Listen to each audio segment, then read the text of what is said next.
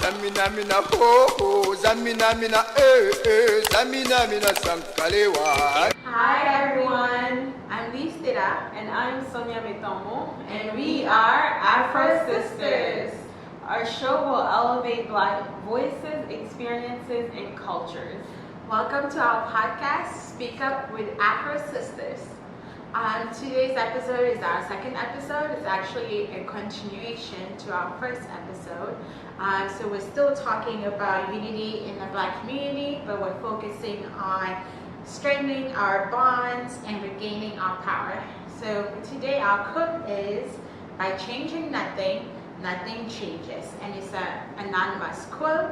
I like this quote because if we don't work at something, then nothing changes. And I think that it's time for us to start working at kind of bridging the gap in our community, especially if we want our community to grow stronger, if we want to build power in our community, we definitely have to do something different. Yes, we definitely do. We've been doing the same thing over and over and it hasn't been working, so it's time for a shift. So let's start with discussing, I think one of the things that could actually help us unite and kind of gain that strength back is building Black wealth. I think that is so key, especially right now, because we are realizing that we do not have as much power as we thought we had, we don't have as many rights, we're not equal, so we need our strength, we need to do more so that we can have more power and be more impactful in decision making, because we are all being affected by this. And when we think about Black wealth, we need to kind of look at some of the statistics to see what our spending power is. So Black America has a spending power of about $1.2 trillion. That is that's a huge amount of money. But our household, medium household income is only about $11,000. That's as of 2013. It may be different now, but I don't think it's too much. There's such a huge difference. And when you actually look at the median wealth for white Americans, it's 12 times higher than Black Americans. And their median household income is around $140,000. So that's more than 10 times. That's bad. When you see these numbers, they're shocking and they're surreal. So it shows pretty much the inequality in wealth that is already here and actually continues to grow. So just looking at the past 30 years, when you look at the age of, I guess, the millennial, white family wealth has grown 3 times. So, white America's wealth is growing 3 times, and when you compare it to Black families, on the contrary, the gap is actually getting bigger and bigger. So that to me is, looking at that, it shows that it's very important for us. First of all, it shows obviously we're not even equal. So that gap keeps growing, and just the fact that it's getting bigger and bigger, it means that, again, going back to your quote, we really have to do something different. Like we have to do different things, try different things. There are things that, like we mentioned in the past episode, that the system needs to help us with, but we have to remember that we do have power. When you look at the amount of, our spending power is humongous. Like, that's crazy, that's a lot. So that means that we're spenders, we're able to spend. So how do we, loop that into, making also our income grow? So when I look at that, it's important to also understand that one of the things I think we lack in the Black community is our financial literacy. I actually look at my own experience. We're African immigrants, like we told you, so we're closer to the motherland, where we were actually born in Cameroon. So growing up, when I came here, I don't remember being taught financial literacy by my parents until later, like adulthood. And even in school, like I don't remember. These are things that were not taught. So I think that knowledge is lacking, and that is a place that we need to start with. Start with, understanding financial literacy, becoming more knowledgeable about finance. Things like assets, how to build assets, all these things, they're so important. And I can only imagine if we were able to know this as children, how further ahead we would be financially. How just like, can you imagine like you're like you're not even done with college, but you're able to pay for your own, like make money, pay for your own education, and accomplish so many things. Like that sets you up. Like that really gives you more opportunities. So yeah, I think it's important to start there. Yeah, and I definitely think that it goes into being able to build generational wealth. So generational wealth is being able to have those financial assets that you're going to pass down from generation to generation. And that is so important. But as we spoke about in our previous episode of kind of why African Americans or the Black community at large is kind of held back in that aspect where they weren't able to have homes or buy land or have businesses, we can understand why that gap is so big. We can understand why that gap is so big. But as we know that now, it's time for us to then take action and grow in that and say yes, we can understand why we're here, but we're gonna move forward and teach our kids about generational wealth.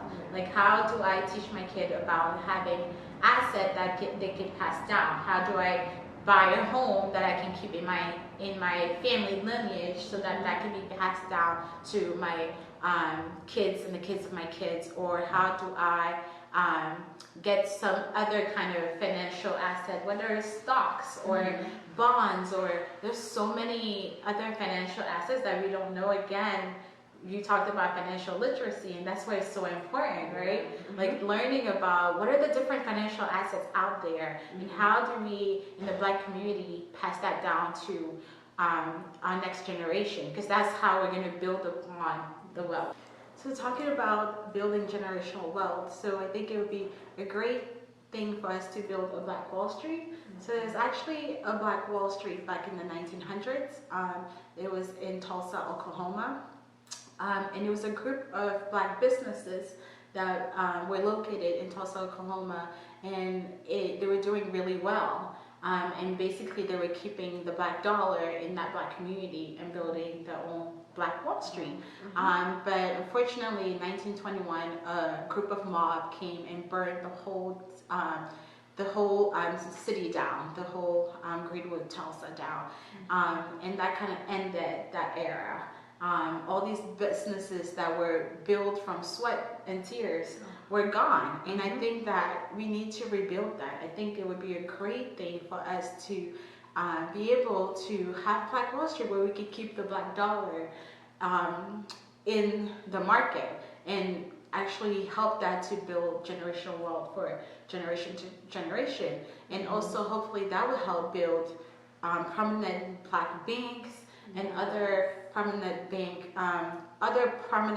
Black companies and assets, because that's definitely lacking in our community right now. Like I know of small Black-owned banks, but I don't know of big prominent Black-owned banks, and it should be. I know because the Black community has been in America for a really long period, so it really should exist, but it doesn't. And I think for us to be able to bring that Black wealth, that is what we need to create. Yeah, I couldn't agree with you more. It's very important for us to create more Black-owned businesses in our communities, and also employ our community, which Black. So employ more Black people to work in our businesses. So like Stella mentioned, it would be a way for us to keep the dollar in the Black community before it goes out. I mean, I gave you guys the number, $1.2 trillion spending power. We have a huge amount of spending power. Imagine if we were able to just put half of that in our community before it goes out to other communities. That would be amazing. So it's crucial for us to build more businesses and not only employ more of our own people so that we're able to give jobs, we're able to raise the income, the medium house income, we're able to help our community grow and grow in wealth and so much more. I think that has a huge, it sets us back a lot. So be able to do that. I know it could be difficult. It is actually not. It could be. I know it is difficult. We talked about systemic racism. It is difficult for us to get loans, certain loans. And again, when you look at the history we mentioned, it's hard. The system is not necessarily going along to help us as much. But that's why we need to be able to take part of the control of the system. Imagine if we had our own banks. Imagine if we had our own every single essential business in our community. Like that's how you will be able to run, your community and just keep recycling your dollar and growing it in your community. So it's important to look at our block dollar. I just want to share some facts to go along with what Stella mentioned. So right now, I'm going to compare it to other communities so we have a better perspective of what's going on. So a dollar circulates in Asian communities for up to 28 days, in Jewish communities for nearly 20 days, in white communities for 17 days, and in Hispanic communities for 7 days. I'm going to let you guys guess a little bit how many days it lasts in the black community. It's not even days. I can't answer quickly. It's not even a day, so it's not even 24 hours. We're going down to hours. A dollar circulates for only 6 hours in the black community. That is not okay. Like, come on. That means, again, it means that our spending power is just going out of the community. It can't even stay a day. Like, a day, come on. We need to really work on that. For me, it's because in our community, what is there is not ours. Yeah. Right? In our community, what's there is other communities, kind of businesses, right? Like if you go to like the Asian market or you go to the Hispanic market, it isn't ours. Like it's not black-owned businesses that is in our community. And again, that's why we need that. Yeah, right? Absolutely. We need more black-owned businesses. And again, I want to stress it's important for us to employ our own people too, because that goes what you just explained, it goes hand in hand with how many days the dollar circulates in these communities. Yeah. So we would be able to make our dollar circulate more days if we do that. And I'm not saying that those communities are not welcome in our community. They're welcome, but our own businesses also need to be present in our communities. Right now, they're not present at all. There's like really few amounts of those. So I think that we can move on to other aspects of how we can strengthen our bonds. So I think and regain our power. So I think that arts, music is a huge part of our African culture, of our Black community. So I think that that's a way that we can definitely strengthen our bonds. So we can do it by sharing our stories and adding value to our culture through our arts, through our science, through our movies, through our music. A couple of years back, Black Panther came out, and it was like this majestic movie that kind of like you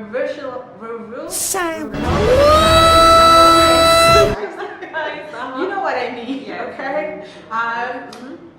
Kind of the African culture, right? Everybody was like Wakanda forever, and people were like going to the movies wearing African prints, like wearing dashiki, wearing like head wrap, but red head wraps. Yeah. Can't speak, guys. Head wraps. Yes. And people were doing all that, and I loved it. I loved kind of the union that it brought in our community. Like it was, all African descendants kind of came as one, and everybody kind of embraced that movie and could really relate to having, first of all, a black superhero, but also like, it was really the whole cast was black, majority black, right? And like the leading roles were black. So, and it was a positive movie. It was something positive. So we love that, and I think that we need more of that, especially for our younger generation to see that, right? Like our movie doesn't always need to be about games and street fights and all that. It could also be about kind of like our culture and embracing that, right? And I think another way, recently Queen Bee, Beyonce released the Black is King audio-visual album, and I love that she merged both African culture with the African American culture, and went to the motherland, and really kind of connected it together, because like she said, black is king. Like we are descendants of king and queens, and we need to remember that, and we need to celebrate that for ourselves. So I think it's important that we really learn to connect our culture, because for an African American that has grown up here, your culture is a little bit different than somebody that lives in Africa. But in some ways, we're very similar, and we need to kind of bring those differences to really kind of interject and really embrace each other, instead of seeing those differences as kind of things that we're going to pick apart, right? No, we need to really bring it together and make it a union, right? And another example that I'm going to give is, I remember a couple of years, I was in high school, and I heard Rihanna redid one of the beats that one of a well-known Cameroonian musician made. So, rest in peace, Manu Dibango. He made this beat called Mama Si Mama Sa Mama Kosa, Mama Si Mama Sa Mama Kosa, right? A lot of people know that. And I remember when I listened to Rihanna's song, it was like Mama Si Mama Sa Mama Kosa. I was like, wait, I've heard this before. And like my mom was like, oh yeah, it's like a Manu Dibango song. And I was like, oh my God. And I love that Rihanna used it, but when it first came out, a lot of people were mad because she hadn't given credit. And I think that that's where we kind of take fault. If we're going to use something that isn't ours, we need to give credit, whether it's a clothing print, whatever it is. Like if it's not yours, if it's not, you didn't make it original, just give credit to whoever it is, right? Say this song was made, or this beat, not the song, but this beat was made by a Cameroonian artist, and again, it will bring people, right? Like to even inform one another, share knowledge, and, really promote each other, embrace it, but at the same time promote also the culture. And I think we need to continue that. I love what I'm saying now, and it needs to continue. And then I also think about kind of celebrating Black breakthroughs, right? That's another way of kind of like empowering each other. And when I think about that, I think of people like Nelson Mandela. He was a pioneer in kind of fighting for African rights at large. He fought for South Africa, for the end of apartheid. He was the first Black president in South Africa, after being in prison for 27 years for fighting for the end of apartheid, and for fighting for equal rights for the people in South Africa. And he was a hero to a lot of us growing up, because he stood by kind of elevating his people. And that's what we need in our community, right? We need these people that stand before us to elevate our culture, right? And there've been countless of others that have walked in his steps, and we can say that of like here in America with the civil rights movement, and kind of heroes like Martin Luther King and so much more. But kind of learning, I know like a lot of time when I meet people from abroad and they talk about kind of Africa, they would talk about Nelson Mandela Yeah. and kind of the breakthrough that he made. And like, again, we need to share that culture. And there've been also other great, like, you know, Thomas Sankara, who was a Burkina Faso militant for social justice. And he actually was president of Burkina Faso from 1983 to 1987. And again, he was fighting for kind of the end of colonialism in his country. He wanted his country to be independent and for the people of Burkina Faso to actually have, be able to own their land, be able to kind of make decisions for themselves. Unfortunately, he was killed before he can make a lot of his dream happen. But we need to share that culture. Like, we don't talk about it enough. I don't even know about it enough. And we've said in our past episode that we need to dedicate another episode just based on Africa history, and we're definitely going to do that. But I think, again, this is like the way that we can share our cultures, just by sharing these breakthroughs that so many people in the Black communities have done. Yeah, I think it's very important. And also another way that is going to help us in that effort to share, again, it comes back to who has the power to tell your story, write your stories. We need to take that into our own hands so that we're able to, when you look at history, I mean, we've spoken about it, I think in the previous episode, a lot of the history that we're taught in school is not Black history. It's not African history. It's not, like, the depth of, you know, the knowledge that we're taught is not our own. So we need to take that back, take that control back, create more platforms. You know, it could be as small as, you know, social media. I think what we're doing here is one of the ways, you know, like when you can think of something that starts, you know, from beginning and it's, you know, relatively small platform.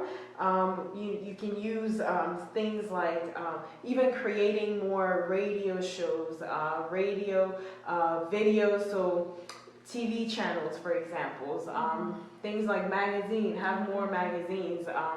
Just think about all the different ways that you can share your story, share and you know, communicate with society, with the world. So you know, I don't think we have a lot. When I think about channels, for example, here in America, I'm sure there's more, but the ones that I'm thinking about, like Black, you know, channels would be what, BT.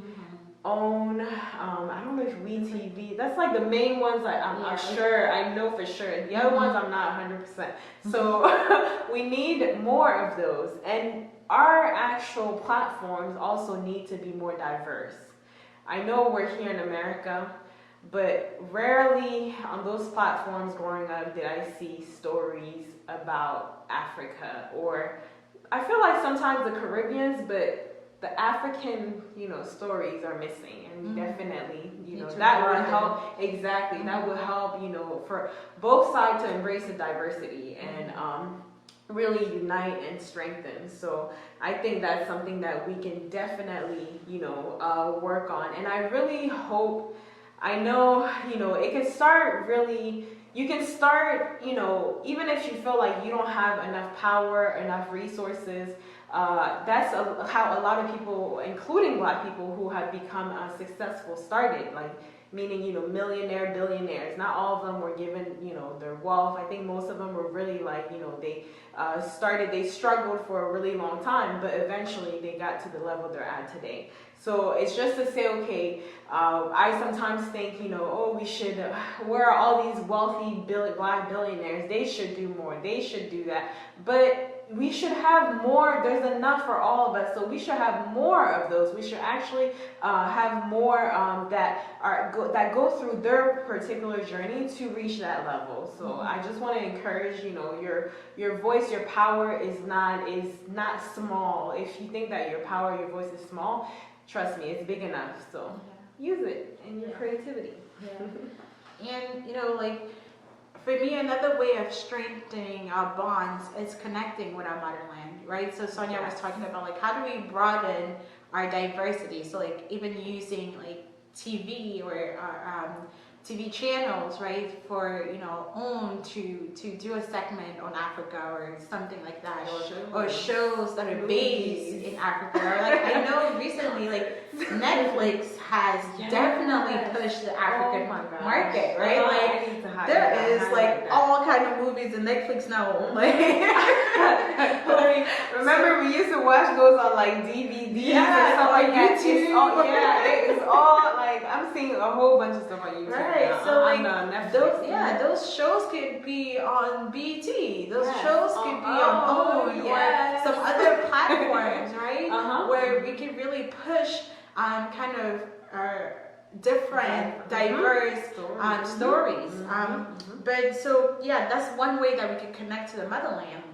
But another way, I know recently a lot of people have been trying to connect in the motherland by finding out their roots, right? So they've been using kind of DNA ancestry services to find out their roots. So there are three main kind of like well-known DNA ancestry services. So there is CRI Genetics, there's 23andMe, and there's Ancestry DNA. So it basically kind of helps you find out where from Africa your ancestor might be. So are you kind of from the West Africa, East Africa, North Africa, South Africa, and help you kind of see, are your descendants mainly from like Senegal or Ghana or different parts. So that would definitely help you to kind of find, pinpoint a route back home, because I know Africa is a huge continent and it could be really overwhelming to decide like I want to find out about myself and you don't even know where to start looking, and you're like looking at the whole continent like where do I start, right? And that can be really overwhelming. So you can start by taking these DNA ancestry services to kind of help you pinpoint where you can start your journey. But it's important to start your journey. It's important to kind of go back, like we talked about in our first episode, and really just learn a little bit about your history, the history of your descendants, so that you can feel connected. Again, it's just about like strengthening our bond, like and really feeling like Africa is my motherland. Like this is my home. So I know in 2018 in Ghana, the president Nana Akufo-Addo declared 2019 the year of return in order to commemorate the 400th anniversary of the arrival of African slaves in America, and it was a huge success. It actually brought a lot of well-known stars to Africa for, especially in Ghana, so in Africa, but specifically in Ghana, for the first time. And they were able to make about 800,000 dollars of the tourists that year, and that's a huge amount. Wow. Like that is a huge amount that they were able to make. And they were able to celebrate in different forms, again using the music, the arts, what we talked about. And I feel like if we could do that, if other countries in Africa could do that in welcoming back all African descendants, it doesn't just have to be American slave, because as we know, slavery just didn't happen in America. There was also in the Middle East and Northern Africa. So, but if we can just say, kind of we welcome you back. We want you to come back and learn about your ancestor. We want you to come back and learn about your motherland. If other countries could do that, imagine the black wealth that we can keep in Africa. That would be amazing. For me, it's it's time to come back home. I mean I'm a really strong advocate for that. I think that more African countries need to do that. And again, it goes back to it doesn't even have to start that big. You can literally have a group of 10 people organize a trip to visit. Maybe after you take one of these DNA ancestry tests, you figure out the first country that from your heritage that you're going to visit. Go with a group of 5 friends. that it starts like that, and encouraging that, and just imagine you're able to do that, and there's thousands and thousands of groups that are able to do that. It increases the connection that we start having, or Black people here start having, with the motherland, which is your home too. It is all Black people all over the world. That's part of your home. You were taken. A lot of you we were taken away from there by force. Which again, to me, it's kind of like what Ghana is doing, and what I hope that other countries, African countries, will do, is kind of our form of reparation, where we have to recognize that we had a part, in what happened to, our ancestors or slaves that were taken, from the motherland and forced to, be disconnected from their homes. So if we can bring you back, other communities do that. I feel like the Jewish community does that. Yes. Like, there's so many different, it needs to become a normal thing for us as well. So travel, come, visit, start with one country and then visit multiple countries in Africa. And the other thing too that I strongly encourage, if you're bold enough, if you, first, you can come live there, actually, and it doesn't have to be permanently. You can come live there for, a few years.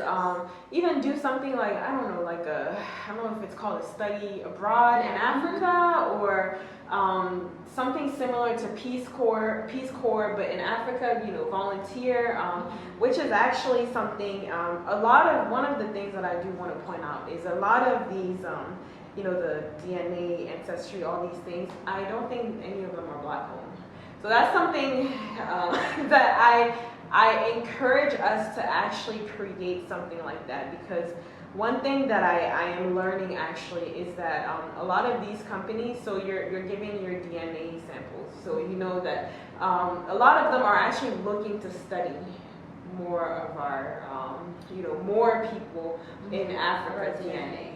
So, partially to improve their technology, I'm thinking, the whole process, but also I think also to study, like there are so many things that, we have discovered. I don't want to bring back the terrible, because that has another trauma attached to it, but imagine if we had the control of that, how we would feel more reassured. We would feel it's keeping that, growing the wealth in our community and giving us power, giving us control, again, to tell our own, it gives us control of our own stories. So I think it's important for us to create things like that. Again, also very important for us to partner directly, so that comes, with the connection. It also comes with investing, because I think knowledge, resources, sharing resources is a way of investing. At the same time, too, when you're sharing those resources and also sharing, information, you're also learning and getting to know, each other better. So I think of programs like, investing, meaning, economically, buying land, whatever you feel, growing businesses, partnering and, creating businesses that will employ the local population there. But at the same time, too, you're building, in a way, you're still building wealth for, your children, your children's children. Wealth. Exactly. So it's not just here. You can also do these things in your second home. I would just like to also point out, so the travel groups, if you're personally, if you want to come, we're from Cameroon, like we mentioned to you guys in the first episode, but feel free to connect with me. I think in the video we'll put the link. If you follow me, you'll definitely see the link.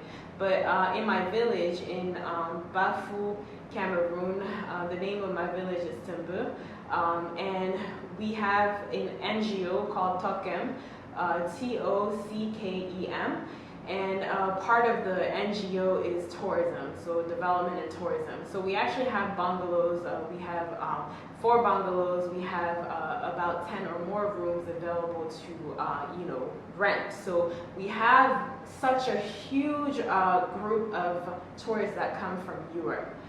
But one of my vision and goals right now is for us to have more, create a partnership as well with America, not only America, but Black Americans. So definitely, if you want to, if Cameroon is on your list, reach out to me.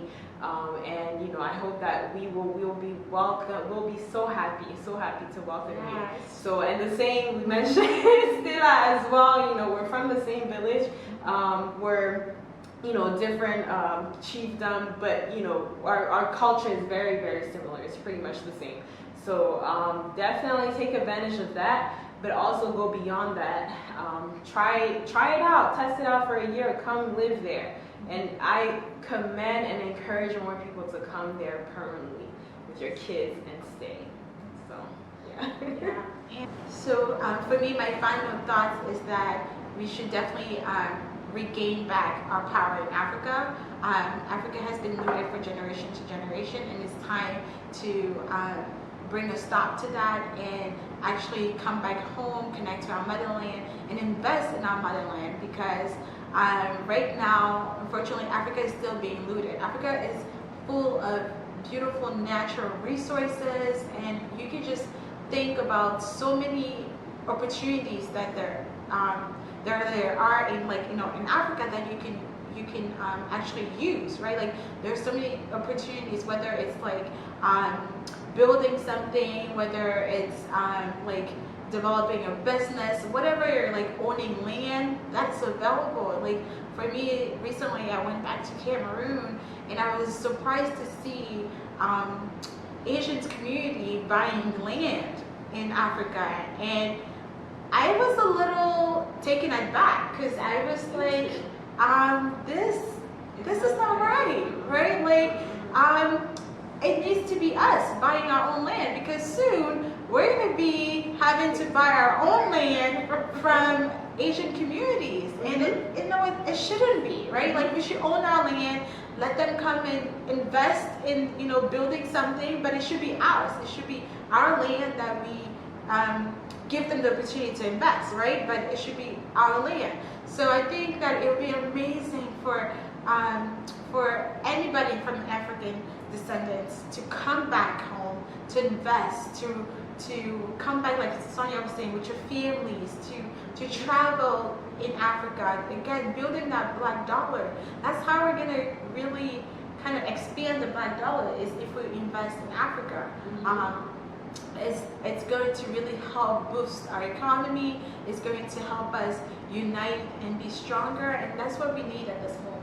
Yes, I agree. I think the other thing too that we need to keep in mind that is going to strengthen us and unite us, because that's what we need right now, and we should have had that a long time ago. So it's definitely to remain united, like I said, and make sure that we're able to help one another. Because the other thing too, we've said how what we see right now happening in America is happening in so many other countries, and where there are Black people, including in the Motherland. So I think it's important for us to really try to put, whether it's our differences, which again, we need to change the way we see it. It's actually a strength to have all this diversity, this beauty. It's actually a good thing. So learn to embrace that. Remember that we are united, and united we are so much stronger. We would be able to, again, with that power, with that strength, we will be able to help one another. If something is going on more, in America, if Africa needs help, because we do, to be honest, we do. We need to develop our continent. We are still, I have huge high hope for us, but we need help. So that's another reason why, please come back, because you're gonna have your experience. I'm not even gonna say, because I'm not African American, so I can't put myself necessarily in your shoe in that sense. But you're going to definitely take out so much from this experience. So I encourage you to come back and visit. And I hope is that you, our listeners, whether amongst your friends, family, community, continue this conversation. In the comments below, please let us know how you can contribute to building Black wealth and power. And see you on the next episode of Speak Up with Afro Sisters. Bye. Don't forget to subscribe, like, and hit the notification bell, and also comment and share. Exactly.